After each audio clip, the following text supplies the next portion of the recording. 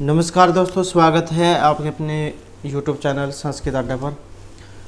दोस्तों आज की जो वीडियो इसमें हम करने वाले हैं, आपका जो हरियाणा में जो TGT का जो एग्ज़ाम होने वाला है, इसके लिए जो है महत्वपूर्ण यहाँ क्वेश्चनों को, और सभी के सभी जो क्वेश्चन है यहाँ पर ये महत्वपूर्ण है, क्योंकि इनमें से जो आपको एग्ज़ाम में क्वेश्चन देखने को मिलेंगे।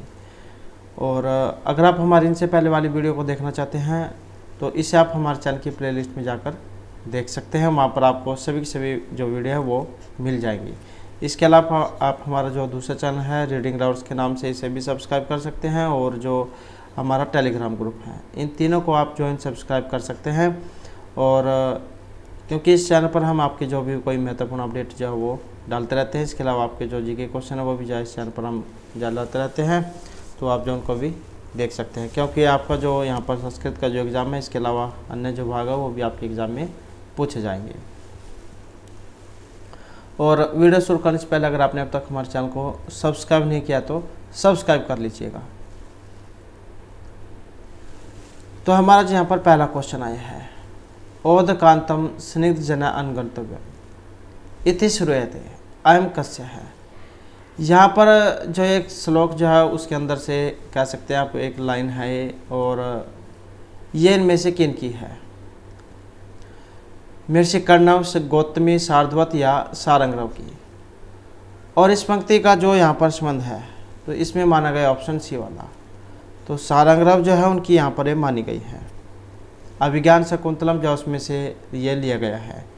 कई बार जो हमें क्वेश्चन जो होता है उसके बारे में पता नहीं होता है कि ये कहाँ से लिया गया है, तो एक बार क्या आप जो उत्तर है उन पर भी नज़र मार सकते हैं, क्योंकि वहाँ से भी आप जो अपने उत्तर पर जा सकते हैं। आपको पता लग जाएगा कि जो इसमें पत्थर आए हैं वो किस में है, वहाँ से भी आपको पता लग जाता है।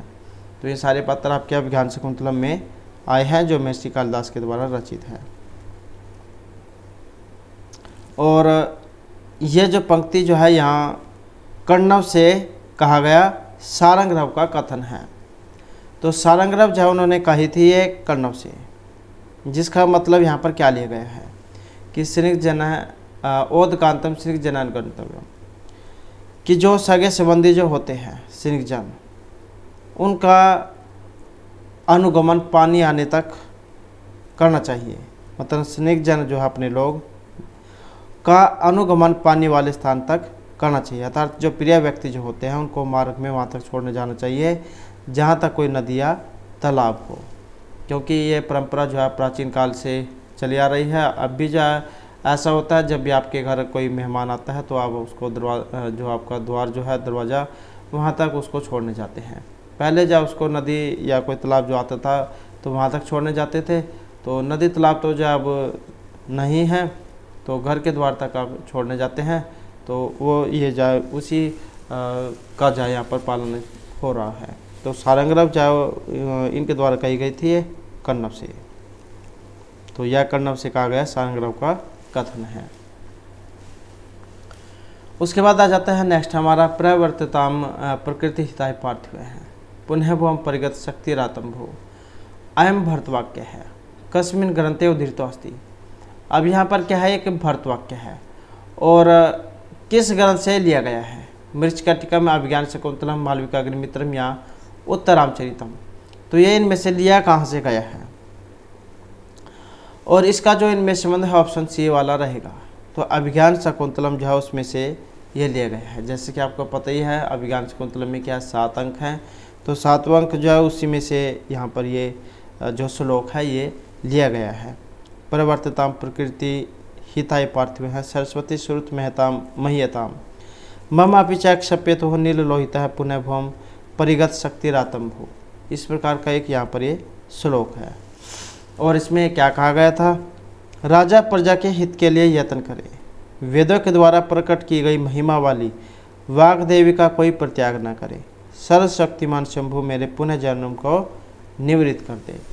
तो इस प्रकार का जो है यहाँ पर ये श्लोक है, जो अभिज्ञान शकुंतलम जो है इसमें आया है और भरतवाक्य के रूप में है। अब आप हमें कमेंट में बता सकते हैं कि ये जो भरतवाक्य है ये नाटक में कहाँ पर आता है? नाटक के शुरू में आता है या अंत में आता है? उसके बाद आ जाता है अभिज्ञान शकुंतलम। अभिज्ञान शकुंतले कस्य रीति ही प्रयोग है। अभिज्ञान शकुंतलम जिसमें किस रीति का प्रयोग किया गया है? वैदर्भी, गौड़ी, लाठी या पंचाली रीति का। और इनमें जो यहाँ पर प्रयोग हुआ है तो ऑप्शन रहेगा ये वाला। तो अभिज्ञान शकुंतलम में जो वैदर्भी रीति है इनका प्रयोग किया गया है। नेक्स्ट आ जाता है अति स्नेह पाप संकीर्ति सूक्ति ही कश्मीर ग्रंथे उद्धृत है। यहाँ पर भी एक सूक्ति आई है और ये जो सूक्ति कहाँ से ली गई है? मेघदूतम, कुमार संभवम, अभिज्ञान शकुंतलम या मालविका अग्निमित्रम। तो ये सूक्ति कहाँ से ली गई है? अति स्नेह पाप संकी। आपने देखा भी होगा जो कोई आपके मित्र प्यारे हैं वो ज़्यादा ही अगर आपसे घुल मिल रहे हैं तो इसका मतलब है कि उनका अपना कुछ ना कुछ मतलब है जो आपसे वो निकलवाना चाहते हैं। क्योंकि आज का जो समय है इसमें कोई भी फ्री में कोई काम नहीं करता, उसका कुछ ना कुछ मतलब रहता है तभी वो फ्री में काम करेगा। आपने देखा भी होगा बहुत से जो आपके पास मोबाइल पर SMS ऑफ़र भी आते होंगे कि ऐसा करने से आपको इतने लाख रुपए मिलेंगे, इतने लाख रुपए मिलेंगे। तो वहाँ पर चाहे उनका कुछ न कुछ उद्देश्य छिपा रहता है। वो आपसे जाने में कुछ ऐसे जगह पर क्लिक कराएंगे जहाँ कुछ भी आपके साथ फिर आगे हो सकता है। तो इसी कारण से जो अनजाने जो लिंक है उस पर कोई क्लिक न करें। तो अति स्नेह पाप संकी का अर्थ यहाँ पर यही लिया गया है कि अगर कोई ज़्यादा ही आपसे घुल मिल रहा है तो इसका मतलब है कि वो कुछ न कुछ आपसे चाहता है। अत्यधिक स्नेह प्रेम पाप की आशंका जताता है, तो इसका मतलब है वो कुछ इशारा कर रहा है। तो अभिज्ञान शकुंतलम जहाँ उसमें से ये ली गई थी। तो ऑप्शन जो यहाँ पर सी इसका हो जाएगा। और जो चतुर्थ जो अंक है उसमें से ये ली गई है। और जो अनुसूया है और प्रियमदा उन दोनों का है। और कौन थी ये? शकुंतला की सखियाँ। उसके बाद नेक्स्ट क्वेश्चन आ जाता है अभिज्ञान शकुंतलम से चतुर्थ अंके विस्कंभक अस्ति। ये जो अभिज्ञान शकुंतलम है इसमें जो चौथा अंक है, चतुर्थ अंक, इसमें विस्कंभक है। अंक के अंत में, मध्य में, अंक के आदि में या कहीं पर भी नहीं है। और इसमें देखें तो जो यहाँ पर ऑप्शन बी वाला है अंक का आदि, तो इसमें विस्कंभक बताया गया है। और विस्कंभक जाए ये जो भी कुछ घटनाएं पहले हो चुकी है या आगे जो होने वाली हैं उनकी सूचनाएं देता है। और अंक के आदि में इसको रखा जाता है। उसके बाद है वामः कुलस्याध्यास्मिन वाक्य वामः पदस्य का अर्थ है। यहाँ पर भी सूक्ति कह सकते हैं आप। जो श्लोक है उसी के अंदर से जो यहाँ पर लाइन ये ली गई है वामः कुलस्याध्याय। वामा मतलब विपरीत चलने वाली जो कुल की स्त्रियां हैं। तो वामा पद का अर्थ यहाँ पर वाम स्थित है, विपरीत है, चारु या अबला। और इसका जो अर्थ है ऑप्शन सी से रहेगा। तो विपरीत चलने वाला जो यहाँ पर इसका अर्थ आया है। और यहाँ पर भी जो ये चौथा जो अंक है उससे संबंधित है, उसमें से ली गई है शकुंतला की विदाई के अवसर पर। जैसे एक माता पिता जब अपनी पुत्री को विदाई करता है शादी के अवसर पर, तो उसको जो है वो अनेक प्रकार की बातें बताता है कि तुम अपने सास ससुर के साथ अच्छा व्यवहार करना और तुम्हारी जो भी ननदें होंगी या जो भी परिवारजन होंगे उनके साथ तुम सही से व्यवहार करना और अपने पति के विपरीत मत चलना। तो वही जो यहाँ पर भी महर्षि कण्व जो शकुंतला को कहते हैं कि वामः कुलस्याध्याय, कि तुम कभी भी जो अपने कुल के विपरीत काम मत करना।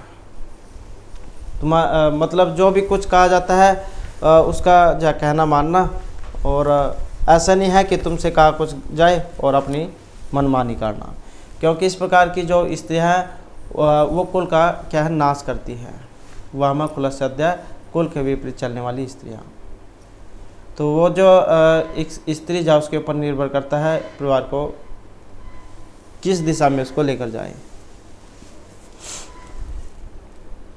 उसके बाद आ जाता है यहाँ पर नेक्स्ट क्वेश्चन हमारा शर्मिष्ठा पितुः नाम की। यहाँ पर आया है शर्मिष्ठा, इनके पिता का नाम पूछा गया है इसमें। ये जाति ही शुक्राचार्य है, पुरुहु या फिर दानवराज वृषपर्वा। और इनमें जो माने गए हैं तो ये जो ऑप्शन सी वाले हैं, दानवराज वृषपर्वा। तो ये जो यहाँ पर माना गया है, शर्मिष्ठा के पिता दानवराज वृषपर्वा। और शर्मिष्ठा जो है राजा ययाति की पत्नी थी। पिता जो है यहाँ पर ये बताया गया इसमें वृषपर्वा, और शर्मिष्ठा ययाति आपने आख्यान भी पढ़ा होगा, तो ये इनकी पत्नी थी। और पुरु जो है, ये जो पुरु है ये ययाति का पुत्र माना गया है, तो ये इनका पुत्र था। और ये शुक्राचार्य तो आपका पति है, जो राक्षस जो थे उनके जो गुरु थे, और दानवों के गुरु शुक्राचार्य की पुत्री, इनका नाम था देवयानी। ये था देवयानी। उसके बाद आ जाता है नेक्स्ट हमारा जो राजा दुष्यंत से प्रथम पटरानी का आसित।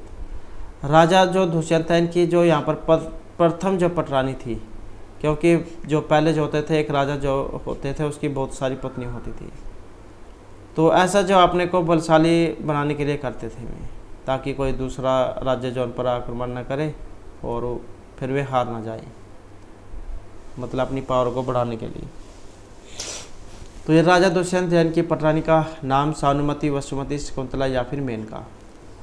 और इनमें जो रहेगा तो ये ऑप्शन बी वाला है। तो वसुमति जो यहाँ पर इनकी पहली जो पत्नी जो थी पटरानी, इनका नाम था, पहली का नाम था वसुमति, और जो दूसरे वाली जो थी उसका नाम था हंसपदी का, और तीसरे जो थी इसका नाम था शकुंतला।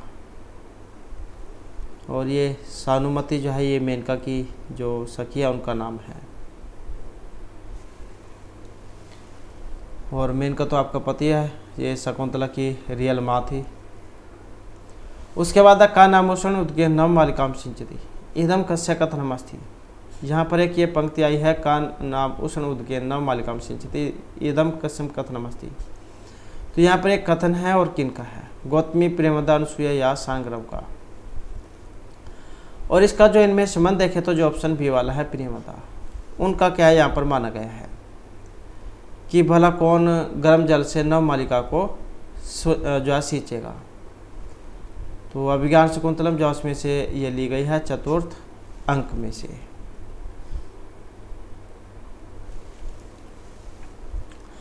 नेक्स्ट है अहम जन कस्य हस्ते समर्पित है इदम कस्य कथनमस्ति। यहाँ पर भी कथन जाए आया है, अनुसुईया, गौतमी, अनुसुईया, प्रेमदा या फिर प्रेमदा का है।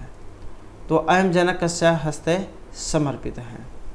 और इसका जो यहाँ पर जो कथन जो आया है ये अनुसुईया और प्रेमदा, तो इन दोनों का है कि हम दोनों को किसके हाथ सौंपती हो। तो इस प्रकार से अभिज्ञान शकुंतलम का जो चौथा अंक उसमें से है। यहाँ से आप एकदम से समझ गए होंगे प्रेमदा, अनुसुईया।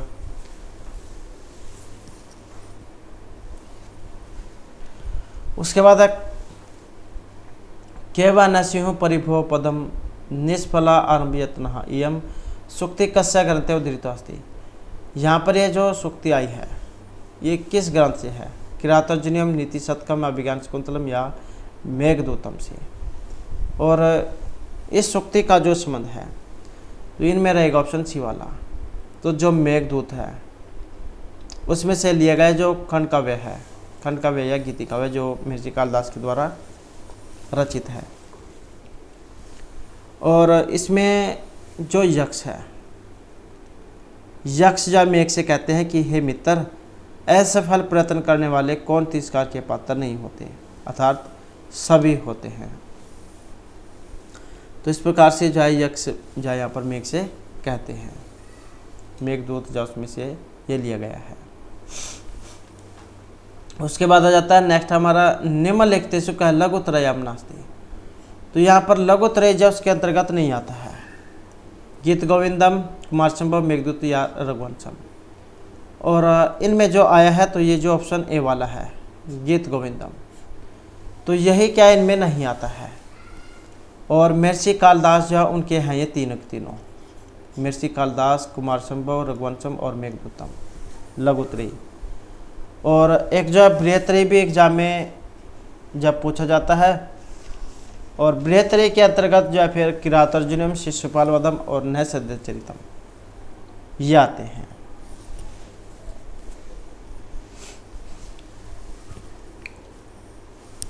नेक्स्ट जो हमारा आ जाता है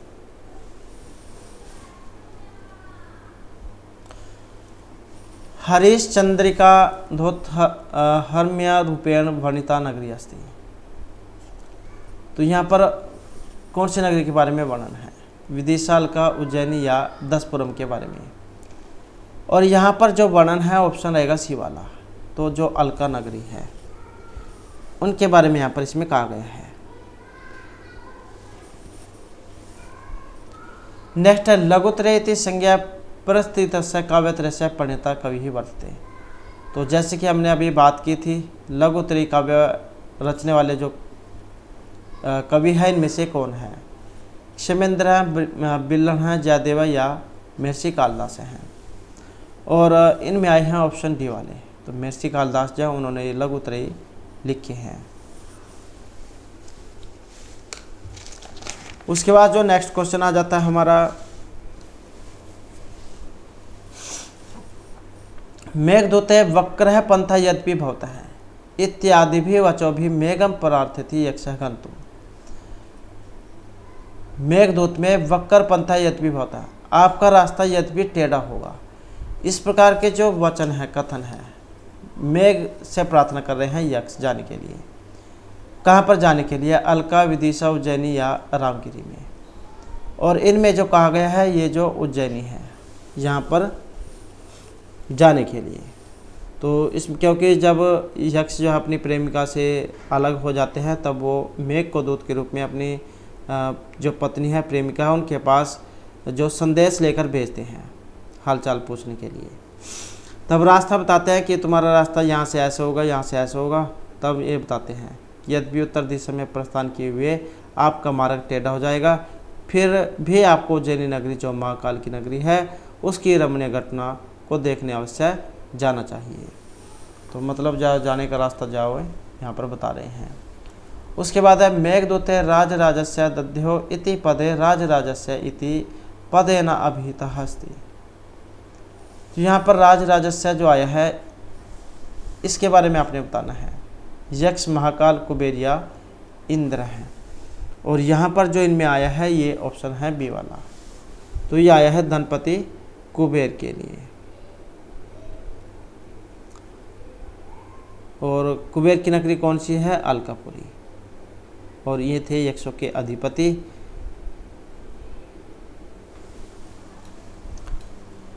उसके बाद है प्राभव अपि उत्सव एवं मानी नाम इदम सुक्ति कस्य ग्रंथेन संबंधित अस्ति। यहाँ पर एक सुक्ति आई है, प्राभव अपि उत्सव एवं मानी नाम, प्रसिद्ध सुक्ति है, वेरी वेरी इंपॉर्टेंट भी है। और इसका संबंध है उत्तरामचरित, नीति शतकम, किरातार्जुनीयम या फिर अभिज्ञान शकुंतलम से। और इस सुक्ति का जो संबंध है ऑप्शन रहेगा सी वाला। तो किरातार्जुनीयम जो है उसमें से ये ली गई है। जो पहला जो सर्ग है, प्रथम सर्ग, उसमें से ही है। इसमें जो द्रौपदी है ये युधिष्ठिर को कह रही है कि मानधन व्यक्तियों की पराजय भी उत्सव जैसी ही होती है। पराजित हो जाने पर भी उनकी पराक्रम रूपी संपत्ति तो उनके पास बनी रहती है, उसे शत्रु नहीं छीन सकते। तो इस प्रकार की यहाँ पर ये सूक्ति है। मानधन व्यक्तियों की पराजय भी उत्सव के समान होती है। तो द्रौपदी युधिष्ठिर को यहाँ पर समझा रही है। नेक्स्ट आ जाता है किरातार्जुनीयम प्रथम सर्गस्य कथानकम निम्नलिखितेषु का नास्ति। प्रथम सर्ग का जो कथानक है इनमें से नहीं है। द्वैतवन में वास हैं, गुप्तचरेण दुर्योधन से वृत्तांत हैं, द्रौपदी मन्यु या द्रौपदी मन्यु युधिष्ठिर समर्थन है। तो किरातार्जुनीयम का जो प्रथम सर्ग में कथानक इनमें नहीं है। और इनमें जो नहीं है जो ऑप्शन डी वाला है, द्रौपदी मन्यु युधिष्ठिर समर्थन है। तो यही इसमें नहीं है। द्रौपदी के क्रोध का युधिष्ठिर द्वारा समर्थन, तो यही नहीं है। द्रौपदी जो है वो क्रोध जरूर करती है परंतु युधिष्ठिर उसका समर्थन नहीं करते। तो प्रथम सर्ग जो है इसमें वनेचर की वार्ता और दुर्योधन के राजा का वर्णन एवं पांडवों का द्वैतवन में निवास, इनका वर्णन हमें प्राप्त होता है।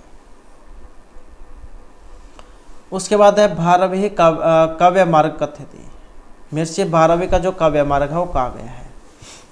विचित्र, सुकुमार, प्राचीन या अन्योक्ति मार्ग। तो महर्षि भारवी का काव्य मार्ग जो है यहाँ पर कहा गया है, और इनमें जो कहा गया है तो ये ऑप्शन ए वाला है। तो विचित्र मार्ग जो है यहाँ पर कहा गया है। अर्थ गौरव जान के लिए महर्षि भारवी को जाना जाता है। उसके बाद आ जाता है भारवी विरचित प्रसिद्ध महाकाव्य है। किरात अर्जुनस्य का अभिप्राय अस्ति। प्रथम सर्गस्य वनेचर्या ब्रह्मचर्या विशेषु गोपचरास्ति। महाकाव्यस्य सर्गेषु यस्य किरातनीयानां वर्णनम् अकरोत्। किरात वेशधारी शिव हैं या पांडुपुत्र या गुप्त वेशेषु यत्र तत्र परिभ्रमन्ति। तो भारवी विरचित प्रसिद्ध महाकाव्य किरातस्य का अभिप्राय। किरात जो यहाँ पर आया है इसका क्या अभिप्राय है, क्या मतलब है, और इसका जो यहाँ पर संबंध है ऑप्शन सी वाला यहाँ पर रहेगा। तो किरात जो है यहाँ पर भगवान शिव जो है उनके लिए इन शब्द का प्रयोग यहाँ पर किया गया है।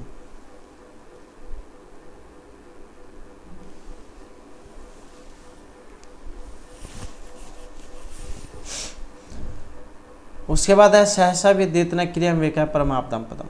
यहाँ पर भी एक प्रसिद्ध सूक्ति है, श्लोक चाहे उसी के अंदर से है। और इति वाक्य से कर्ता, इसके यहाँ पर कर्ता कौन है? महर्षि कालिदास है, माघ है, भारवी या श्रीहर्ष है। और इनमें जो संबंध माना गया है ऑप्शन बी वाला, क्योंकि इनके द्वारा रचित है। किरातोर्जुनम जो है उसमें से ली गई है। किरातोर्जुनम किनका है? महर्षि भारवी का है। तो इन्हीं का ये हो जाएगा कि हमें कोई भी जो काम है वो एकदम से नहीं करने चाहिए, पहले उसके बारे में अच्छी तरह से जान पहचान कर लेनी चाहिए, नहीं तो फिर बाद में हानि उठानी पड़ सकती है। उसके बाद आ जाता है राजतंत्र शासन परंपरा उपदेशम दियते। राजतंत्र शासन परंपरा का उपदेश दिया गया है। विवाह संस्कार अवसरे, राज्याभिषेक, वानप्रस्थ या विद्या उपार्जन अवसरे। और इनमें जो यहाँ पर माना गया है तो ऑप्शन जो है बी वाला हमारा बनेगा यहाँ पर, राज्याभिषेक अवसरे। तो राजतंत्र शासन परंपरा में राज्याभिषेक के अवसर पर उपदेश दिए जाते हैं, और यह अवसर ही राजतंत्र का प्रथम उत्सव माना गया है। और यहाँ से आप राज्याभिषेक से फिर आप समझ गए होंगे कि कहाँ से लिए गए हैं। तो कादम्बरी जो उसमें से ये लिया गया है। तो यहाँ पर जो है मंत्री सुकनास शिवराज चंद्रपीड़ को उपदेश देते हैं, और सुकनास चंद्रपीड़ के लिए तात शब्द का प्रयोग करते हैं। तो इस प्रकार का जो ये राज्याभिषेक का जो वर्णन हुआ है तो ये कादम्बरी में होता है। नेक्स्ट है महाकवि बाणभट्टस्य गुरु नाम। महर्षि जो बाणभट्ट हैं के गुरु का नाम कौन सा है? भरभू, सदानंद, मोखरी या वात्सायन है। और इनमें जो रहेगा तो ये जो ऑप्शन ए वाला है भरभू। भरभू भी देखने को मिल सकता है या फिर भरसु आपको देखने को मिल सकता है, ये वाला वो आप देख लेना कौन सा जो एग्जाम में आएगा, चाहे तो ये वाला हो या फिर ये वाला हो। तो मंगलाचरण जो है उसमें अपने गुरु के नाम के बारे में इनके द्वारा उल्लेख किया गया है। नमामि भरवो चरणम्बुजद्वयं स शेखरे मोखरभि कृतार्चनम। उसके बाद कादम्बरी कथा काव्यस्य नायकः अस्ति। कादम्बरी जो कथा काव्य है इसके नायक कौन है? पुंडरीक है, चंद्रपीड़ है, तारापीड़ है या फिर शुकनाश है। तो कादम्बरी कथा काव्य के जो नायक हैं इनमें से कौन है? और इसके जो नायक हैं तो ये चंद्रपीड़ हैं। चंद्रपीड़ के पिता का नाम है तारापीड़। ये जो एग्ज़ाम की दृष्टि से यहाँ पर महत्वपूर्ण हो जाता है, क्योंकि पहले जो एक बार एग्ज़ाम में इनके बारे में पूछा गया था। तो चंद्रपीड़ के जो पिता हैं इनका नाम क्या है? तारापीड़। तारापीड़। और माता यह है विलासवती। विलासवती। और कादम्बरी जो दो भागों में बटी हुई है, पूर्वार्ध और उत्तरार्ध में। और नायिका कौन है? कादम्बरी है। और पुंडरीक ये चंद्रपीड़ का मित्र है। और शुकनाश तारापीड़ का मंत्री है। चंद्रपीड़ के राज्याभिषेक के समय मंत्री शुकनाश के द्वारा ही उपदेश दिया गया था। नेक्स्ट आ जाता है यम यम पश्यसि तस्य तस्य पूर्त मा ब्रूहि दीनवच है यम अस्मिन सुक्ति माध्यमेन कस्य शिक्षाम दीयते। तो यहाँ पर यह किन को शिक्षा दी गई है, राजा, बादल, याचक या फिर चातक को। और इसका जो यहाँ पर संबंध है ऑप्शन जो रहेगा सी वाला। तो चातक जो पक्षी है, चातक, उनको क्या यहाँ पर शिक्षा इसमें दी गई है कि यम यम पश्यसि तस्य तस्य पूर्त मा ब्रूहि दीनम वच है, कि अरे चातक, तुम हर किसी के सामने अपने दीन वचन को उद्गार मत किया करो। बहुत से की आदत होती है सबके सामने अब रोने की, चाहे वह कितने भी ठीक हों, कितने भी ज़्यादा सुख समृद्धि वाले हों, उनकी आदत होती है जैसे कोई आएगा उनके सामने रोने की। तो यहाँ पर ये जो चातक पक्षी को कहा गया है कि तुम जो है हर एक कोई भी जो हो उसके सामने अपने दुख मत गिना करो, मत जो है अपने दुख उनको कहा करो।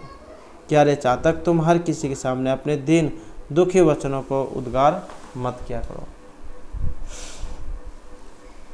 उसके बाद आ जाता है नाहि गणितिक शुद्र जंत हो परिग्रह फलगुता। अस्मिन पद्यांश से गणितीय पदस्य का अर्थ है।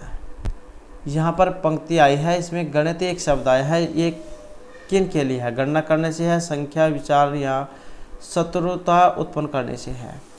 और इसका जो यहाँ पर संबंध लिया गया है ऑप्शन रहेगा बी वाला। तो गणितीय का मतलब जो है यहाँ पर विचार करने से लिया गया है। क्षुद्र जन जो है फल प्राप्ति में विचार नहीं करते, उनका एकमात्र उद्देश्य फल प्राप्त करना होता है। न ही गणितिक क्षुद्र है जंतु परिग्रह फलगुताम, कि क्षुद्र जन फल प्राप्ति में विचार नहीं करते, उनका एकमात्र उद्देश्य फल को प्राप्त करना होता है। नेक्स्ट है सूर्य निर्घृणिता मनो विमतिता दैन्यम प्रियालापिनी अस्मिन पदांश से निर्घृणिता पदस्य का अर्थ है। एक ये शब्द आया था निर्घृणिता, इसका अर्थ यहाँ पर क्या लिया गया है? घृणा शून्यता से, निर्दयता से, दुर्जनता या फिर सज्जनता से। तो निर्घृणिता पद का अर्थ यहाँ पर क्या लिया गया है? और इसका जो अर्थ है ऑप्शन रहेगा बी वाला। तो निर्दयता जो है उससे इसका अर्थ यहाँ पर लिया गया है कि जो शूरवीर जो होते हैं उनके अंदर निर्दयता कूट कर भरी होती है, और मुनियों के अंदर विनम्रता, क्षमा करना। नेक्स्ट है आलस्यम ही मनुष्य नाम शिरस्थ महारिपु न अस्ति उद्यम शम बंधु कृत्वा यम नाव सीदती ही। तो यहाँ पर आलकस जो होता है, आलस्य और परिश्रम, इनके बारे में बताया गया है, क्योंकि जो आलस्य जो होता है मनुष्य का सबसे बड़ा शत्रु इसको माना गया है, और परिश्रम जो है उसका सबसे अच्छा मित्र माना गया है। तो ज्ञानस्य कर्म धर्म या मित्रस्य, और इसमें जो कहा गया है तो ये जो ऑप्शन सी वाला है कर्मस्य, कर्म जो है काम, उनके बारे में इसमें बताया गया है कि आलस्य मनुष्य का सबसे बड़ा शत्रु है और उद्यम के समान कोई मित्र नहीं है। तो इसमें क्या है, कर्म की महत्ता का प्रतिपादन किया गया है, मतलब काम करने के बारे में बताया गया है कि काम करो, आलकस मत करो। नेक्स्ट है अंतः कर्ण तत्वस्य दंपत्यो स्नेह संश्रयात आनंद ग्रंथिर एक अयम अपीति पठ्यते। अस्मिन् श्लोके महत्व प्रतिपादितम अस्ति। यहाँ जो श्लोक है इसमें महत्व बताया गया है प्रेम, पत्नी, पति या पुत्र का, और इसमें जो यहाँ पर महत्व बताया गया है तो ये पुत्र जो है उनका महत्व बताया गया है। अंतःकरण तत्वस्य दंपत्यो स्नेह संश्रयात, और कहाँ से लिए गए हैं? जो उत्तरामचरित जो है महर्षि भगवती के द्वारा जो रचित है उसमें से जो लिया गया है, तीसरे अंक में से। तीसरे अंक को क्या कहा जाता है? छायांक। नेक्स्ट है अय कठोर यश खेलते प्रियम इयम कस्य कथनम अस्ति। यहाँ पर जो पंक्ति आई है अय कठोर यश खेलते प्रियम इयम कस्य कथनम अस्ति, यहाँ पर एक कथन है सीता वासंती तमसा या मुरला का, और इस पंक्ति का संबंध जो वासंती से माना गया है। तो ये भी जो उत्तरामचरित है उसमें से ली गई है, तीसरे अंक में से। तो वसंती इसमें कहती है कि हे निष्ठुर, आपको यश ही प्यारा है, किंतु अति पवित्र चरित्र वाली स्त्री को निर्वासित करने से जो अपयश मिला, इससे बढ़कर भयानक अपकीर्ति क्या हो सकती है कि तुमने जो सीता जो थी उसको छोड़ दिया था, तो इससे जो बुरी बात और क्या होगी। तो ये जो उत्तरामचरित है उसमें से लिया गया है। उसके बाद आ जाता है उत्तरामचरित से तृतीय अंक के कवि है मौलिक कल्पनास्ति। ये जो तीसरा अंक है इसमें कवि की मौलिक कल्पना है। छाया सीता व रामस्य दंडकारण्य पुनः आगमनम, लक्ष्मण व सीता है मेलनम, वाल्मीकि आश्रस्य त्यक्त्वा सीता दंडकारण्य प्रवेश या कोवापि न। और इसमें जो आया है तीसरा अंक में, और मौलिक कल्पना जो है ये ऑप्शन ए वाली है। छाया सीता व राम का दंडकारण्य में दोबारा से मिलना।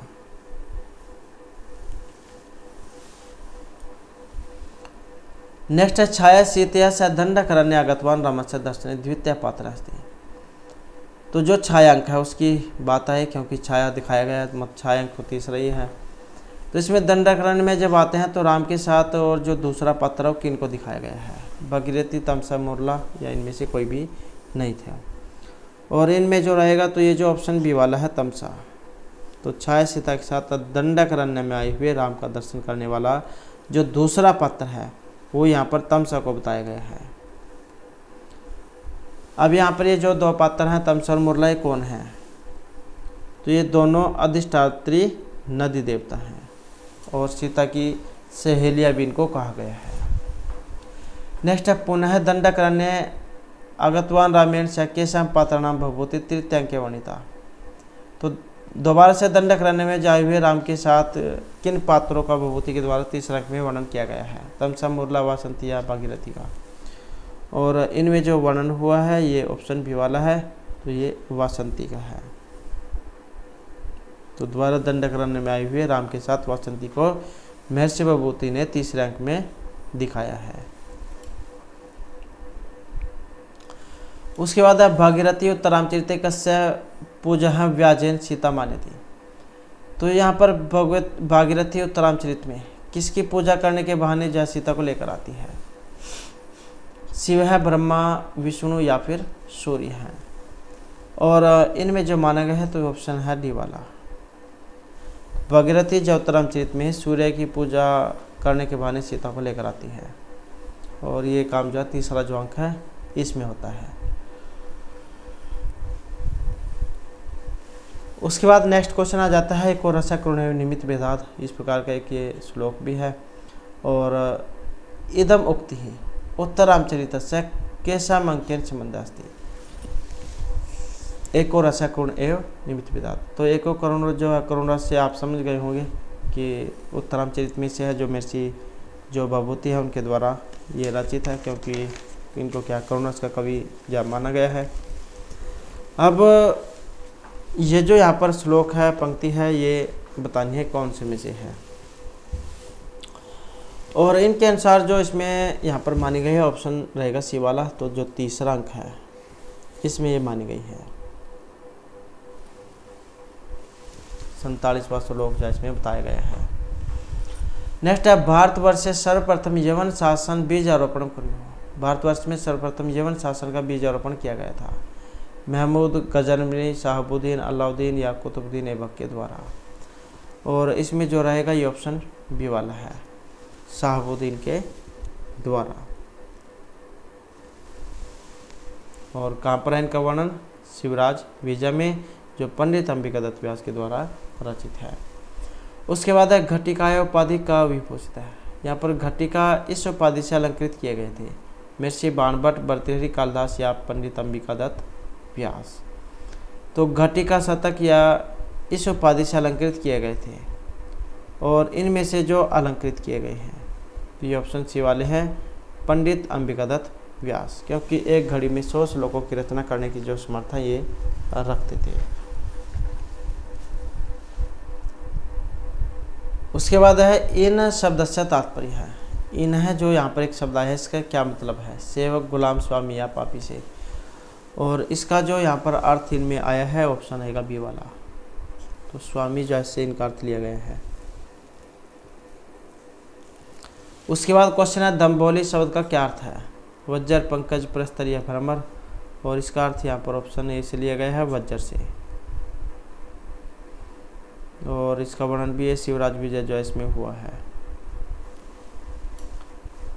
इसके अलावा जो ये प्रस्तर या पत्थर को कह देते हैं, और भ्रमर को क्या भौमरा कह देते हैं, आली। नेक्स्ट है ब्रह्मचारी बालको पर्वदात अवतरात यतिना प्रार्थना में अकरोत।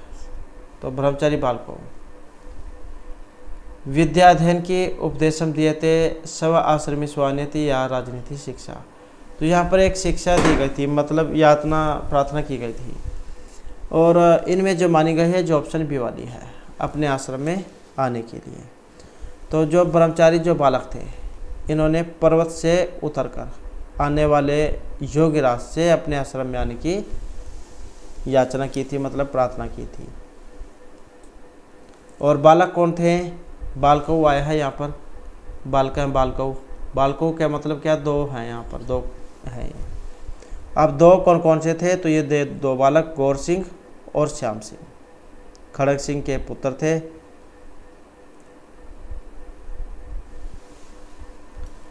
उसके बाद क्वेश्चन आ जाता है नेक्स्ट हमारा, ध्यान अवस्थित भवादृश्य न ज्ञायते कालवेग इदम मुक्ति कस्य ग्रंथ से संबंधित अस्ति। इस जो उक्ति जो है, इसका संबंध है इनमें से उत्तरामचरित, शिवराज विजय, कादम्बरी कथा मुख्य या किरात अर्जुनीम से। और इसका जो संबंध है ऑप्शन सी वाला रहेगा।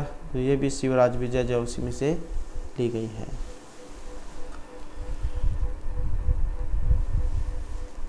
उसके बाद आ जाता है शाहबुद्दीन नाम न यवन शासक निम्नलिखितेषु किम न कुन हो। तो शाहबुद्दीन जो ये यवन शासक जो इनके द्वारा यहाँ पर एक काम नहीं किया गया है। गजनी देश आक्रमण, महमूद के वंशज, दिल्लीश्वर महाराज की हत्या या दिल्ली पर आक्रमण। तो एक काम जो नहीं है, और ये ऑप्शन सी वाला है, दिल्लीश्वर जो पृथ्वीराज जो है उनको मारना। तो ये हत्या जो इन्होंने नहीं की थी, बल्कि और सारे काम जो किए हैं। लिए अभी आपका यहाँ से आप समझ गए होंगे, क्योंकि इस प्रकार का जो वर्णन है शिवराज विजय जो उसमें आया है। उसके बाद आ जाता है हमारा यहाँ पर सर्वनाम स्थान संज्ञक सूत्र। तो ये जो सर्वनाम स्थान संज्ञा करने वाला जो सूत्र है, यहाँ पर कौन सा माना गया है? सर्वादिशु सर्वनाम स्थाने सूर्णपुंसकस्य सर्वादीनि सर्वनामानि या सर्वनाम स्थाने च स्मृतौ। तो सर्वनाम स्थान संज्ञा करने वाला सूत्र, और इनमें जो सूत्र है ये ऑप्शन बी वाला है, जो सूर्णपुंसकस्य, इसको यहाँ पर माना गया है। नपुंसक लिंग को छोड़कर अर्थात पुल्लिंग और स्त्रीलिंग में सुठ अर्थात सु अवजस अम औ इन प्रत्ययों की सर्वनाम स्थान संज्ञा ये करता है। नेक्स्ट आ जाता है इदुद्वय द्विवचनम प्रक्रिया में एक सूत्र भी है, क्या करता है? प्रातिपदिक प्रक्रिया सुपिया तदित।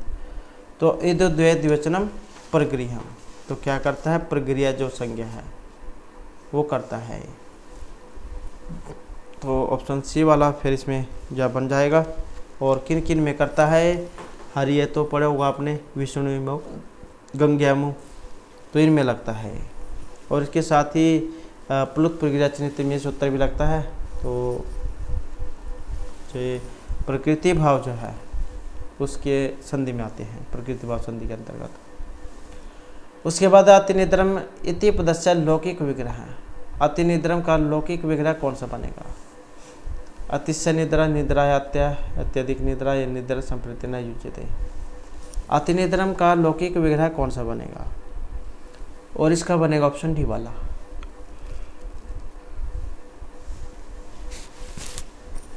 और समास कौन सा है? यहाँ से आप एकदम से समझ जाना चाहिए कि इसमें क्या है, अव्ययभाव समास है। अव्यय विभक्ति समीप समृद्धि ये सूत्र इसमें लगेगा जो अव्ययभाव समास करेगा।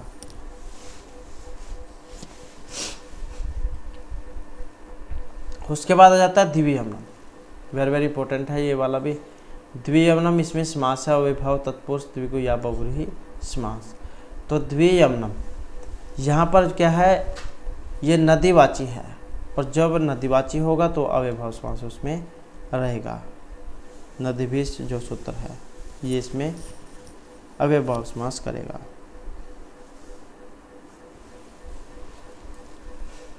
उसके बाद आ जाता है यहाँ पर अनुवाद है, इसमें सही बताना कौन सा वाला है। रजकाय है वस्त्रम ददाति, और रज के वस्त्रम ददाति, रजकम वस्त्रम ददाति, या रजकस्य वस्त्रम ददाति। तो इनमें देखें तो जो यहाँ पर ऑप्शन डी है इसको सही माना गया है। वैसे ये जो देना अर्थ जो होता है उसमें चतुर्थी व्यक्ति का तो प्रयोग किया जाता है, लेकिन यहाँ पर ये षष्ठी व्यक्ति का प्रयोग किया गया है, क्योंकि जहाँ पर किसी को परमानेंटली कोई वस्तु दे देते हैं तो वहाँ पर तो चतुर्थी है, लेकिन जहाँ पर किसी को 1-2 दिन या कुछ घंटे के लिए कोई वस्तु दी जाती है और दोबारा से उसके पास से वापस लेनी होती है तब वहाँ पर षष्ठी व्यक्ति का प्रयोग होता है। तो इसी कारण से जो ऑप्शन डी वाला यहाँ पर ये माना गया है। उसके बाद आ जाता है ओदनम भुंजानो विषम भुंक्ते इति वाक्य से उदाहरणम अस्ति। इसका उदाहरण है अभुक्ति अर्थस्यान अनुलक्षण हेतु या तथा युक्तम च अनिश्चितम। और इसका जो उदाहरण है ये ऑप्शन रहेगा बी वाला, तथा युक्तम च अनिश्चितम, क्योंकि कुछ वस्तु ऐसी होती हैं जो न चाहते हुए अपने आप ही हो जाती है। तो उसी का उदाहरण है तथा युक्तम च अनिश्चितम, जहाँ ग्रामो गच्छन्तीर्णम सपरिस्ति। उसके बाद अस्मत् शब्द से चतुर्थी भक्तु एक वचन रूपम स्यात्। अस्मत् शब्द है सर्वनाम शब्द है, ये भी आपको याद रखना है, क्योंकि पूछ ले जाए किस में आता है तो सर्वनाम जो शब्द है यहाँ पर माना गया है। और इसमें क्या है, ये स्त्रीलिंग नपुंसकलिंग नहीं होते हैं, एक ही रूप बनता है ये। और इसमें जो ये चतुर्थी व्यक्ति में पूछा गया, चतुर्थी में कौन सा वाला बनेगा, तो अहम आवाम वयम इसके रूप बनते हैं। अहवाम अहम आवाम वयम माम आवाम अस्मन मया अवभ्यम अस्माभि मह्यम अवभ्यम असंभ्यम। तो कौन सा ऑप्शन सी वाला इसका हो जाएगा। और उसके बाद पंचमी बनेगा मत अवभ्यम अस्मत् मम अभ्यो अस्माकम मई अभ्यो अस्मासो। उसके बाद आ जाता है जो यहाँ पर इदम शब्द है, इसका जब हम पुल्लिंग के सप्तमी विभक्ति एक वचन में रूप बनाएंगे तो कौन सा वाला बनेगा। यहाँ पर ईदम का है पुल्लिंग में, और इसका कौन सा बनेगा, और इसका बनेगा ऑप्शन डी वाला। तो किस में है, सप्तमी विभक्ति और एक वचन में है। इसके रूप कैसे बनेंगे पुल्लिंग में, तो अयम बनेगा यहाँ पर, अयम इमौ इमे इमम इमौ इमान अनेन अभ्याम एभिः अस्मि अभ्याम एभ्यः अस्मात् अभ्याम एभ्यः अस्य अन्यो एषाम अस्मिन् अन्यो एषु। तो इस प्रकार से बनेगा। तो सप्तमी एक वचन में क्या बनेगा, अस्मिन बन जाएगा। ऑप्शन कौन सा हो जाएगा, डी वाला। उसके बाद है बालिका प्रातिपदिक से द्वितीय द्विवचनम रूपम अस्ति। बालिका के प्रातिपदिक द्वितीय का द्विवचन का रूप है। तो ये बालिका जैसे लता होता है बालिका, तो इसका बताना है द्विवचन वाला। और इसमें जो रहेगा ये ऑप्शन कौन सा है, सी वाला हो जाएगा, लते लता लता। तो ऑप्शन सी वाला बालिके, ऐसे बालिका का बनेगा बालिका बालिके बालिका, बालिकाम बालिके बालिका, बालिकया बालिकाभ्याम बालिकाभिः, बालिकायै बालिकाभ्याम बालिकाभ्यः, बालकायः बालिकाभ्याम बालिकाभ्यः, बालिकायः बालिकयोः बालिकानां, बालिक्यां बालिकयोः बालिकासु, हे बालके हे बालके हे बालिका। उसके बाद आ जाता है यहाँ पर जो 99 है, एक कम सो। तो इसको क्या कहा जाएगा, ये हो जाएगा एक कम सो मतलब 99 नवनवति। उसके बाद आसन भविष्य से कृत्य प्रयुक्त है भवति। आसन भविष्य तो जैसे ये किस लकार में प्रयुक्त होता है, आपको जैसे पति है 10 लकार होते हैं, तो ये आसन भविष्य वाला कौन सा लकार है। और इनमें जो यहाँ पर रहेगा तो ये कौन सा है, ऑप्शन जो है यहाँ पर सी वाला है। तो कौन सा है यहाँ पर, ये लेट लकार जो है यहाँ पर माना गया है।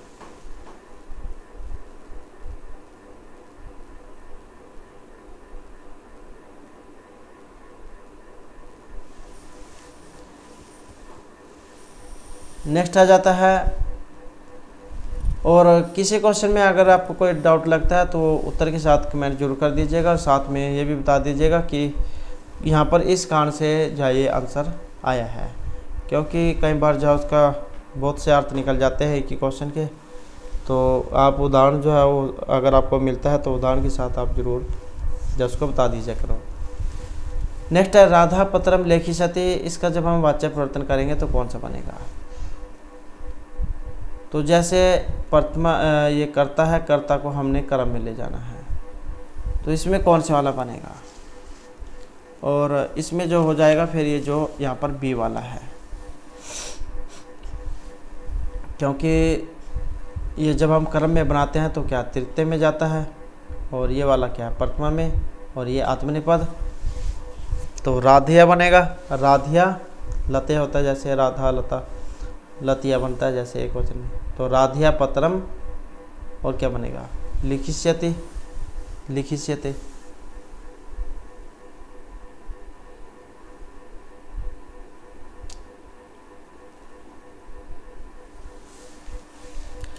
उसके बाद जो नेक्स्ट क्वेश्चन है, किम करवाणी थे, इसके इति वाक्य से किम अर्थ है, इसका अर्थ यहाँ पर क्या लिया गया है, और इसका अर्थ कौन सा है। ऑप्शन ए वाला है, मैं तुम्हारे लिए क्या कर सकता हूँ, किम करवाणी थे।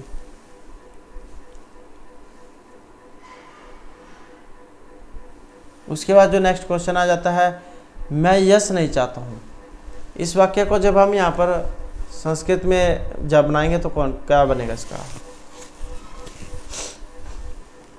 और इसमें बनेगा फिर ऑप्शन डी वाला, यश हम न लिप्सामी।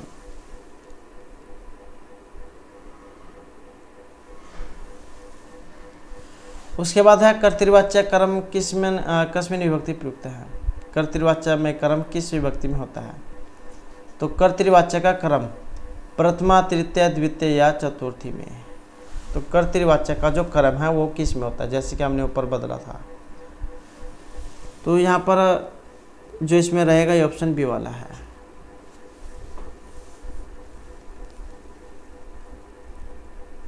जब वाक्य में कर्ता की प्रधानता होती है तो क्रिया के पुरुष और वचन कर्ता के अनुसार होते हैं, तब क्या कर्तृवाच्य होता है। कर्तृवाच्य के कर्ता में प्रथमा और कर्म में द्वितीय होती है। नेक्स्ट आ जाता है न जाने भोक्तारम कम यह सम उपस्थाप्यति विधि केन छंद सा विनिर्मित अयम श्लोक है। यहाँ आया इसमें जो श्लोक का मतलब छंद मंदक्रांता हिरणी शिखानी या सनकतरा छंद है, और इसमें जो माना गया है ऑप्शन सी वाला।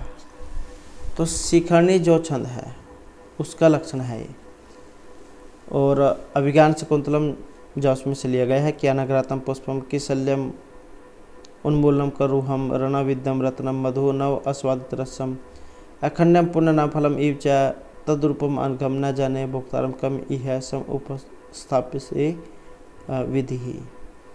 तो इस प्रकार का श्लोक है, और छंद की बात करें तो इसमें कौन सा है, शिखरणी छंद है, तो ऑप्शन कौन सा है, सी वाला हो जाएगा इसमें। अब जो शिखरणी छंद है इसका लक्षण क्या है, रस रुद्र चिन्ह यमन सब लागे हैं शिखरणी। नेक्स्ट है यहाँ पर खंड काव्य है, आसान क्वेश्चन है क्योंकि पहले भी हमने कर लिया है।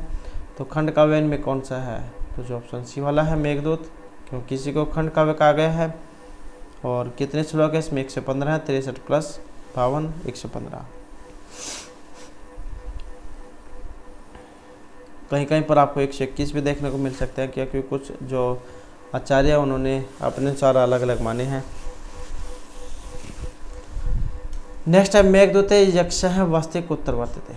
मेघदूत में जब यक्ष को श्राप दे दिया जाता है तो कहाँ पर रहने लग जाते हैं, और इनमें जो ऑप्शन जो है ये डी वाला रामगिरी जो पर्वत है तो वहीं पर ये जाकर रहने लग जाते हैं।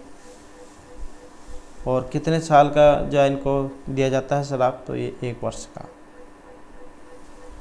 उसके बाद हित मनोहर च दुर्लभम च जो उक्तियाँ है कस्य यम उक्ति है। तो इस उक्ति का संबंध बताना है, किन की है, युधिष्ठिर वनेचर द्रौपदी या अर्जुन की। हितकारी और मनोहर वचन दुर्लभ होते हैं। प्रसिद्ध जो उक्ति है और जो किरात तर्जमे है उसमें से ये ली गई है। और उक्ति का जो संबंध है तो ये जो ऑप्शन सी वाला है। वनेचर तो उनकी क्या यहाँ पर ये मानी गई है। दुर्योधन के जो प्रजा विषयक वृत्तांत है उनको जानकर वनेचर द्वैतवन में युधिष्ठिर से कहते हैं कि हितकारी मनोहर वचन दुर्लभ होते हैं, कि कल्याणकारी और मनोहरी जो वचन है ऐसे बहुत ही कम होते हैं जो दूसरे का भला चाहते हों, तो ऐसे व्यक्ति बहुत ही कम देखने को मिलते हैं। उसके बाद है किरात तर्जमे में एक जो किरात है ये कौन है। ये क्वेश्चन पहले भी हमने किया था, आपको याद भी हो चुका होगा। तो भगवान शिव जो उनके लिए आया है। उसके बाद है सुभाषितम हरि विस्तृत दोगलातना दुर्जनस्य अर्क रिपो इव अमृतम इति केन कवि नोक्तम। इस प्रकार का जो ये पंक्ति आई है यहाँ पर, ये किन कवि के द्वारा कही गई है। वेदव्यास, कालिदास, भास या महर्षि जो बाण कवि है उनके द्वारा।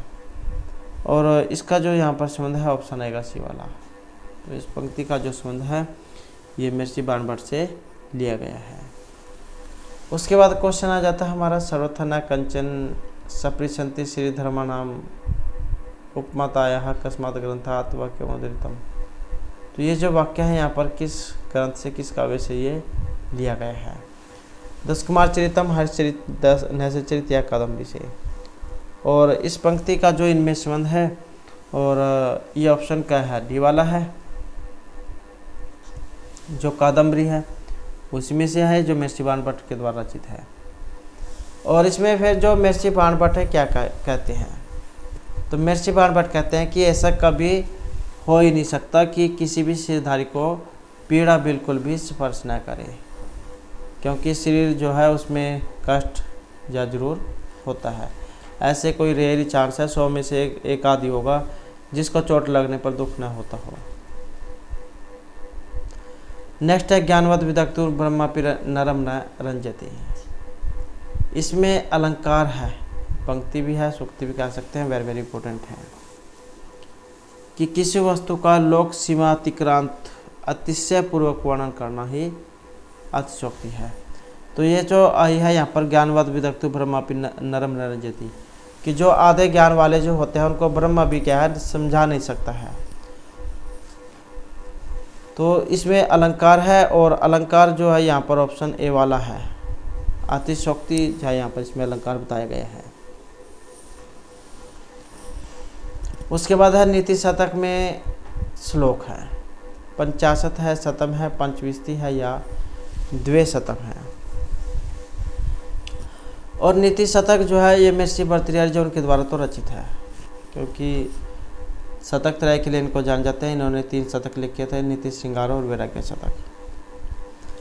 तो इस नीति शतक के लिए जो शतक से यहाँ से आप इसमें से देख सकते हैं, इसमें यहाँ से आपको पता लग जाएगा शतक मतलब 100, तो क्या है ऑप्शन सी वाला हो जाएगा। इसमें क्या है 100 श्लोक है। उसके बाद उत्तरामचरित अंक के संत या उत्तरामचरित में अंक हैं, ये भी क्वेश्चन आसान है। अंक कितने हैं, तो इनमें ऑप्शन जो ए वाला है 7 अंक है। अब 7 तो अंक है, ये तो हमें पता लग गया। अब कौन से अंक, मतलब जो अंक है 7 उनके नाम क्या है, तो फिर क्या है यही क्वेश्चन यहाँ पर महत्वपूर्ण हो जाता है, क्योंकि ये तो सभी को ही पता है कि भाई इसमें 7 हैं। 7 कौन कौन से हैं, जैसे चित्तर दर्शन है प्रथम, पंचवटी प्रवेश, छायांक, कौशलजनक योग, कुमार विक्रम और कुमार प्रत्यभिज्ञान और गर्भांक। तो क्या है यहाँ पर इसी प्रकार से 7 माने गए हैं। उसके बाद आ जाता है जो छायांक है, महावीर चरित, मृच्छकटिक, मालती मागव या उत्तरामचरित में है। जैसे कि हमने जहाँ क्वेश्चन में पहले पढ़ा था, जो सीता जो उनको छाया के रूप में दिखाया गया है, तो ये तीसरा जो अंक है छायांक इसमें दिखाया गया है, और छायांक कहाँ पर है, तो ये उत्तरामचरित जो है इसमें है। उसके बाद आ जाता है यहाँ पर पदम। ये एक पदम आया है, इस क्या होता है, योग्यता आकांक्षा से निधि से युक्त जो पद है उनको कहा जाता है सुप्तिगंतम पद को, संधि समास रहित को या अर्थवत प्रत्यय को। तो ये जो पद संज्ञा है या ये कहा जाता है पदम जो आए हैं। और इसका क्या संबंध है? इसका संबंध है ऑप्शन बी से। तो शुभ तिगंतम पदम ये सूत्र है, शुभंत और तिगंत जो उनकी पद संज्ञा ये करता है। तो इस प्रकार से जो है यहाँ पर इसमें ये माना गया है। अब क्वेश्चन यहाँ पर एक बन जाता है शुभंत और तिगंत का। शुभंत कितने हैं? तो ये 21 है, जो सु औजा सा मोट सस जो है। और तिगंत कितने हैं? तो ये 18 हैं, जो ये तिप्ता जो माने गए हैं। उसके बाद अधोलिखित वृद्धि संज्ञा का नास्ति। तो यहाँ पर एक वृद्धि संज्ञा करने वाला नहीं है। आ ओ औ या आई, तो कौन से वाला वृद्धि संज्ञा का? और इनमें जो नहीं है तो ये जो ऑप्शन बी वाला है, तो इसी को माना गया है। वृद्धि रादेच जो सूत्र है इसके अनुसार आत और एच ये वृद्धि संज्ञक माने गए हैं। तो जो सूत्र है यहाँ पर वृद्धि रादेच इसमें रहेगा आ ऐ औ की क्या है? वृद्धि संज्ञा होती है। और किसके द्वारा? अधिगुण सूत्र के द्वारा। तो ये जो इसको माना गया है। उसके बाद उपदा संज्ञा केन सूत्र भवती। तो उपदा संज्ञा करने वाला सूत्र है। और उपदा संज्ञा करने वाला इनमें कौन सा है? और ये जो ऑप्शन आया है डी वाला, अलो अंत्यात्पूर्व उपदा। तो इसी के द्वारा क्या है? यहाँ पर उपदा संज्ञा होती है। अंतिम अल के ठीक पहले वर्ण की उपदा संज्ञा होती है। जैसे राम है, राम में र प्लस अ प्लस म और अ, तो इन्हीं से बना है। तो माँ की उपदा संज्ञा होकर जो रूप ये बनेगा। उसके बाद है परूप संधि उदाहरण मस्ती। जो परूप संधि है इसका उदाहरण है प्रारस्ती उपैति उपादते या प्रेजते। तो परूप संधि का जो उदाहरण है कौन सा माना गया है? और उदाहरण की बात करें तो जो ऑप्शन डी वाला है प्रेजते, प्र प्लस एजते प्रेजते, इसको माना गया है। अब परूप करने वाला सूत्र कौन सा है? जो एंगी परूपम है, ये वाला सूत्र जो आपका यहाँ पर लगेगा।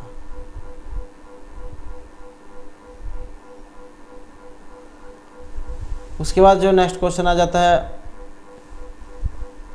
स्टूनस्टू इति सूत्र से उदाहरण भवति। ये जो स्टूनस्टू जो आया है इस सूत्र का उदाहरण है।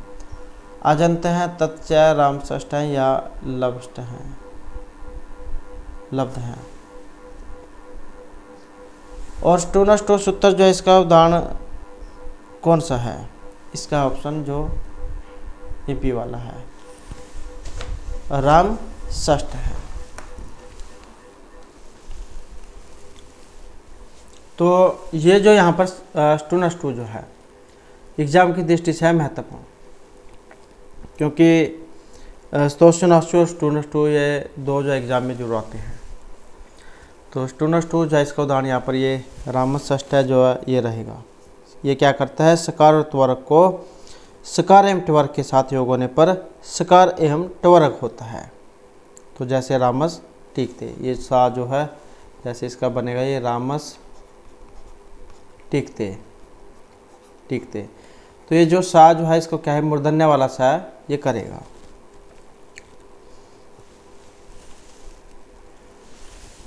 उसके बाद है नित्य नपुंसकलिंग एकवचनीय समास है भवती। नित्य जो ये नपुंसकलिंग एकवचन है इसमें समास है। और वो समास कौन सा होता है जो ये इसमें एक वचन में करता है? द्वंद्व अव्यभाव द्विगु या बहुरी समास। और इनमें जो रहेगा तो ये जो अव्यभाव जो समास है इसको माना गया है। इसके अलावा द्विगु और द्वंद्व समास ये समाहार अर्थ में नपुंसकलिंग में होते हैं। उसके बाद है ध्रुवम अपाय पदानम इत्यत्र ध्रुवम पदस्य अभिप्राय। ये जो ध्रुवम जो आया है इसका क्या अर्थ है? स्थिर, निश्चित, स्थिरभूतम या अवधिभूतम। और ये जो यहाँ पर इसमें आया है तो इसमें जो ऑप्शन डी है अवधिभूतम, तो ये क्या है यहाँ पर इसमें इसका अर्थ लिया गया है ध्रुवम अपाय अपदानम, जहाँ से अपाय अर्थात अलगाव निश्चित हो तो उसकी अपदान संज्ञा होती है। तो इसमें पंचमी व्यक्ति का जो प्रयोग हुआ है, तो अवधिभूत जा इसका अर्थ यहाँ पर लिया गया है। अपाय का अर्थ होता है अलग होना। नेक्स्ट है हमारा यहाँ पर सत संज्ञा करने वाले सूत्र हैं। कत कत वतु सत्री सानच मतुप वतुप या तव्य तव्य अन्यर। और इसमें जो आया है ऑप्शन सी वाला सत्री सानचौ, तो ये सत संज्ञा करता है, वेरी वेरी इंपॉर्टेंट है, क्योंकि निष्ठा संज्ञा करने वाला आपने पढ़ा होगा कत कत वतु निष्ठा जो करता है, तो ये सत्री सानचौ जो है ये करते हैं। और एक एग्जाम में इसके बारे में जो आया था क्वेश्चन कि इसका प्रयोग कौन से काल में होता है, तो सत्री सानच जो प्रत्यय का प्रयोग जो है ये वर्तमान जो काल है, वर्तमान काल, इसमें इसका प्रयोग किया जाता है। नेक्स्ट है मातृ शब्द का जब हम तृतीय भक्ति में रूप बनाएंगे तो कौन से वाला बनेगा। मातृ मतलब माता और तृतीय एक वचन में, तो जब हम इसका रूप बनाएंगे तो ये ऑप्शन सी वाला बनेगा। फिर इसका मात्रा, माता मातारो मात्रा है, मात्र मात्रो मातृ ही। मातृ जो है ये इसमें दीर्घ हो जाती है मातृ, और जो तृतीय में फिर ये बनेगा मात्रा मातृभ्याम मातृभी। नेक्स्ट है पढ़ धातु विधिलिंग लकार प्रथम पुरुष द्विवचन। आसान क्वेश्चन है पढ़ धातु का, क्योंकि शुरू से पढ़ते आ रहे हैं, तो ऑप्शन कौन सा हो जाएगा, सी वाला हो जाएगा विधिलिंग में। पठेत पठेताम पठेयु पठे पठेतम पठेत पठेयम पठेव पठेन। नेक्स्ट है तेन पाठ है पठ्यते का जब हम यहाँ पर बनाएंगे इसका ये कौन से में है, मतलब यही बताना बने बनाया है यहाँ पर। ये कर्तृभाव कर्म या इनमें से कोई इसमें भी नहीं, तो तेन पाठ है पठ्यते। अब यहाँ पर आपको रूप याद होना चाहिए ये तेन वाला कि तेन जो कौन सी व्यक्ति में बनता है, और ये कौन से में बनता है, तृतीय में बनता है, तो कौन सा है यहाँ पर ऑप्शन बी वाला इसका, तो क्या हो जाएगा, कर्मवाच्य हो जाएगा।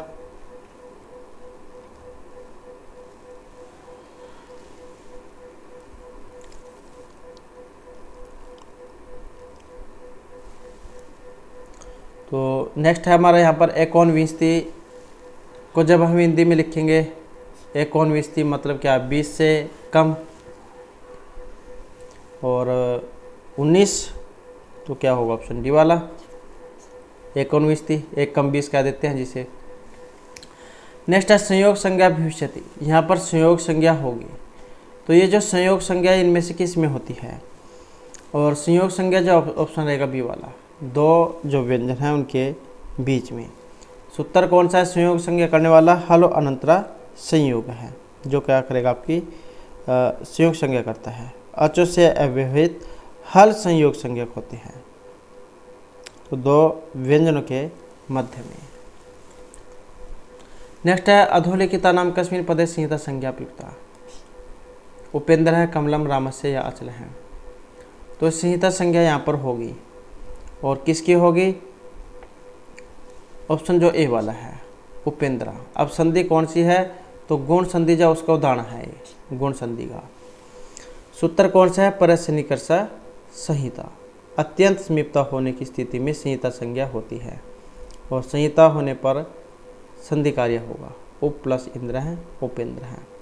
अब अ और ई में जो है ओ गुण हो जाएगा, ए गुण हो जाएगा, ये हाथ गुण है से गुण होकर।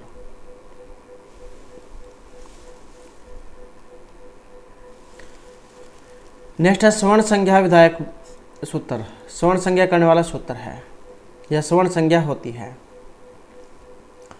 और स्वर्ण संज्ञा किसकी होगी, तो ऑप्शन डी वाले की, तुलस्य प्रत्ययो सवर्ण हो। ये सूत्र भी है तुलस्य प्रत्ययम सवर्णम कि तालु आदि स्थान और अभ्यंतर परिवर्तन, ये दो जिस वर्ण के साथ तुल्य हो वे वर्ण आपस में स्वर्ण संज्ञा कहे गए हैं। जैसे अ और आ, इनका उच्चारण स्थान कट से होता है, तो इन दोनों का विपरीत स्थान भी है, और दोनों ही आपस में स्वर्ण संज्ञक हो जाते हैं, तो ऑप्शन डी जो इसका यहाँ पर रहेगा। उसके बाद है यहाँ पर ईसद सपृष्ठ वर्ण,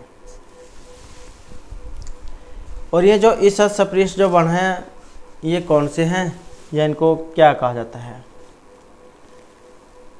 आपने अंतस्थ वर्ण सुना होगा, तो इनको ईसद सपृष्ठ कहा जाता है, जो यर अलावा होते हैं। और संख्या कितनी होती है इनकी?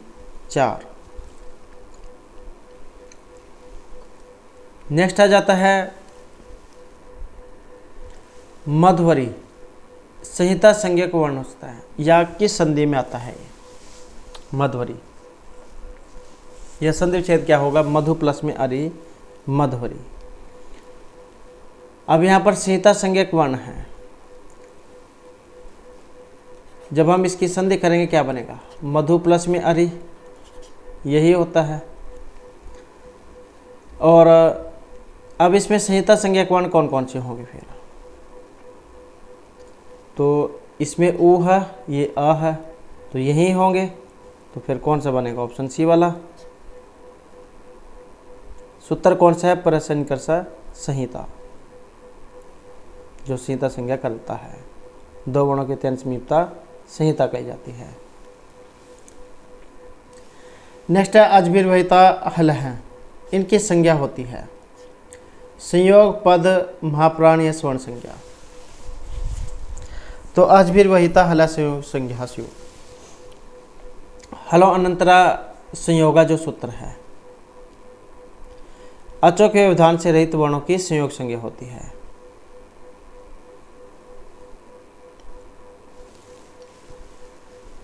तो इसमें जो कौन सा है? ऑप्शन ए वाला। नेक्स्ट है लघु सिद्धांत कौमुदी के अंकिता। लघु सिद्धांत कौमुदी के रचनाकार और कौन से हैं इनमें? तो ये ऑप्शन डी वाले हैं। वरदराज दीक्षित इन्हीं की है। पतंजलि जो इनका योग शास्त्र है, पाणिनि की अष्टाध्यायी योगी, और जो यहाँ पर भट्टोजी दीक्षित हैं, इनका कौन सा है? क्योंकि ये भी क्या है, महत्वपूर्ण हो जाता है। तो भट्टोजी दीक्षित का सिद्धांत कौमुदी है। और इसके अलावा जो रामचंद्र, इनकी प्रक्रिया कौमुदी है। और कोंड भट्ट का व्याकरण भूषण सार है। और नागेश भट्ट व्याकरण सिद्धांत लघु मंजूषा। और कात्यायन के वार्तिक। नेक्स्ट है जो पाणिनि शिक्षा में विसर्ग से उच्चारण स्थान आती है। विसर्ग का उच्चारण स्थान है पाणिनि शिक्षा में। जीवा कंठ है, गल प्रदेश है, या जीवा मूलम। और इनमें जो रहेगा कौन सा है? तो ये ऑप्शन सी वाला है।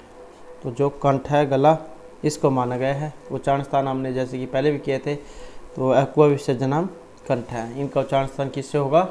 कंठ से। नेक्स्ट है सर्वनाम स्थान संज्ञक प्रत्यय है। सप्त नव चत्वारः है, या 5। तो सर्वनाम स्थान संज्ञक प्रत्यय हैं। और प्रत्यय है कितने? Option D 5। अब कौन कौन से होते हैं? सु, औजस, अम, आउट। नेक्स्ट है स्वर्ण संज्ञा सूत्रम अस्ति। स्वर्ण संज्ञा करने वाला इनमें सूत्र कौन सा है?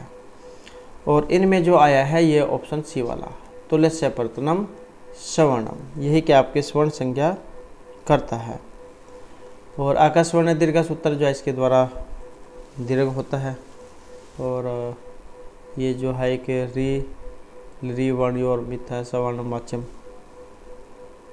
ये स्वर्णता ज्ञात करने वाला सूत्र है। री और री की इनकी वार्तिक है।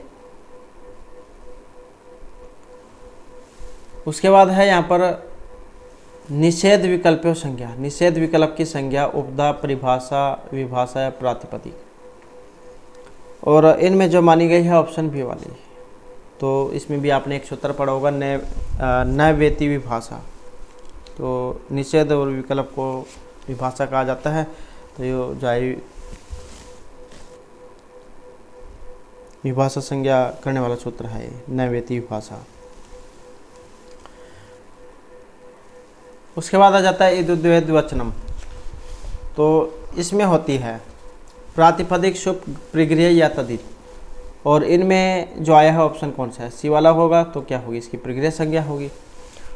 नेक्स्ट है अग्निचित इत्यत्र उपधा संज्ञा अस्ति। ये जो अग्निचित है इसमें उपधा संज्ञा है। तो इनमें से किसकी है, इत, त, चित या ची की। और किसकी है, तो ये जो ऑप्शन डी वाला है ची, तो इन्हीं की होगी।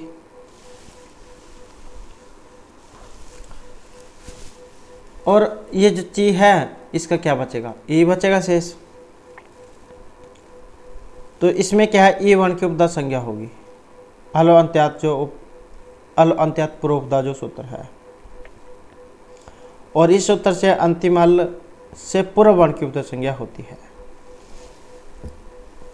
उसके बाद है अपरिक संज्ञा, प्रत्यय, प्रातिपदिक, धातु या जिस किसी की भी। और अपरिक संज्ञा जो है यहाँ पर ऑप्शन ए वाला है, अपरिक तेकाल प्रत्यय है सूत्र जो अपरिक संज्ञा करेगा ये, अर्थात एक वर्ण रूप प्रत्यय की अपरिक संज्ञा होती है। जैसे ये सु है, सु, इसमें ऊ का लोप होकर क्या बचेगा, सा बचेगा। ऐसे ही ती है, ती में ई का लोप होकर क्या बचेगा, ता बचेगा। तो एक अल वाले आदि एकाल प्रत्यय होते हैं और इनकी अपरिक संज्ञा होती है। नेक्स्ट है शुचित्व प्रकरणे कतिचित जनः पदस्य संधि विच्छेद है स्यात्। ये जो शब्द है यहाँ पर कतिचित जना, डबल चा, ये जहाँ पर भी कोई दो अक्षर होते हैं तो पहला अक्षर आधा हो जाता है। उज्ज्वल आपने जो रूप पढ़ा होगा, या और भी बहुत से उदाहरण हैं इसके। तो इनमें कौन सा है ऑप्शन जो बी वाला है, कतिचित प्लस में जनः। और अब यहाँ पर महत्वपूर्ण हो जाता है सूत्र कौन सा है, तो जो स्तोषु नास्तु जो सूत्र है वो इसमें लगेगा। नेक्स्ट है स्टूनस्टु अधिष्ठाता पद में संधि विच्छेद, इसका कौन सी है। और इसकी जो रहेगी ऑप्शन सी वाला रहेगा, अधिष्ठ प्लस में ठाता, ये सा जो है इसका क्या होगा, ये मूर्धन्य सा बनाएगा अधिष्ठाता में। नेक्स्ट है अतिहिमम पद का जो समास विग्रह कौन सा बनेगा इसमें, तो अतिहिमम का क्या बनता है, हिमस्यत्य बनता है, तो क्या हो जाएगा, ऑप्शन सी वाला हो जाएगा। अब यहाँ पर आ जाते हैं समास की, कि समास कौन सा है, तो कौन सा अव्ययभाव समास हो जाएगा, जिसमें शुरू में अव्यय उपसर्ग होता है, अव्यय विभक्ति समीप समृद्धि के द्वारा। उसके बाद है देवतताए रोचते मोदक शब्दते च अपूप है, उपयुक्त वाक्य प्रियमाण है कवर्ते। अब यहाँ पर इसमें प्रियमाण कौन सा है, मोदक है, देवदत्त है, शब्दते या अपूप है। और इनमें जो माना गया है कौन सा है, ऑप्शन बी वाला है, तो कौन सा हो जाएगा, देवदत्त हो जाएगा। और सूत्र कौन सा है, रुचि अर्थानाम प्रियमाण है। तो इस सूत्र के आधार पर उस धातु या फिर इसके समानार्थक धातु के योग में प्रियमाण प्रश्न होने वाले की संप्रदान संज्ञा होती है और चतुर्थी विभक्ति जैन के योग में लगती है। तो इस प्रकार से जो हमारी आज की यहाँ पर ये जो क्लास थी। और दोस्तों आपको हमारे क्वेश्चन कैसे लगे आप कमेंट में जरूर बता दीजिएगा। और नेक्स्ट वीडियो होगी इसमें हम आपका जो नेक्स्ट जो प्रैक्टिस है वो लेकर आएंगे। और हमारे साथ अंत बनाने के लिए धन्यवाद।